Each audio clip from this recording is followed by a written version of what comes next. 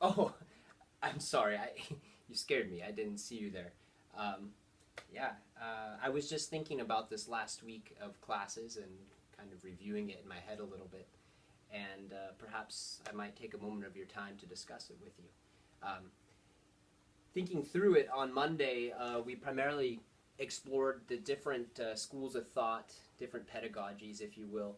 Um, some of them, for example, would be perennialism, we talked a lot about. We also discussed feminism, that came up quite a bit, existentialism, uh, essentialism, progressivism, all the different isms and what have you.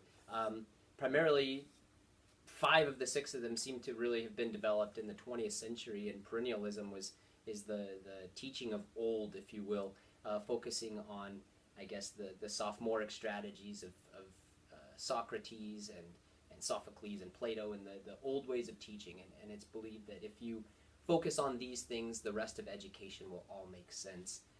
Then you have a progressive idea like John Dewey, who really kind of revolutionized the traditional teaching methods in which students were engaged, they had hands-on learning, and I think he was kind of frowned upon in the 1930s because it wasn't the traditional way, and there was a lot of political pushback, I think. But as a side note, I had written a master's thesis actually on John Dewey and experiential education, also focusing on the teachings of Carl Hahn. And the whole idea is that students need to really be active in their learning, as opposed to what a perennialist might approach to teaching is just receiving it passively through a lecture, what have you. John Dewey really found it important that students play a role in their learning as well, and by getting involved, I guess, students learn it perhaps better.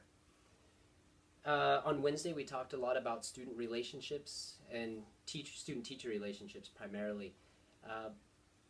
One of the things that I didn't discuss in my other video reaction to that class discussion was where a student-teacher relationship might fit into the different pedagogies.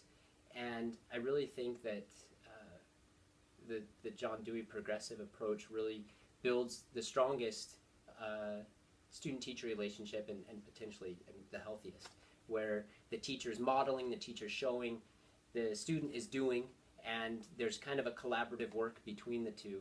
And not only is there an academic growth there, but also an interpersonal potential for growth that could really be beneficial to the student as well. We also focused, or rather we heard from students in one of the videos, and what we are hearing over and over again is that students need boundaries. They need to know where you stand. The idea of running into a teacher at a grocery store might shock students, and that's because they only see you as the teacher with one hat on. That's the teacher hat. But students need to understand the different roles that a teacher might play in their life. They might be a husband, a wife, a father, a son, a brother, and also a teacher. And if students can understand those different roles that a teacher might play, there's a potential for a greater building of respect and understanding of that person.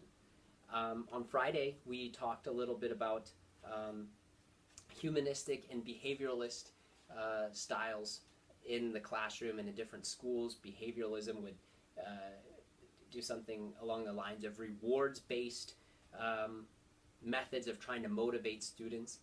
And I could see how this would be very effective at elementary school and middle school. However, I would wonder how this really, for the long term, helps students to maintain that ambition and motivation. Small intrinsic things like treats or iPads or whatever work for a short term, but I don't know if that really sustains a student's lifelong learning and encourages them in that way. So that's something that I think about or thought about at the end of this week. We also heard from Colin Powell, who spoke in a TED Talk. I really enjoyed it, and on a side note, I didn't quite understand the animosity that my classmates were showing towards him.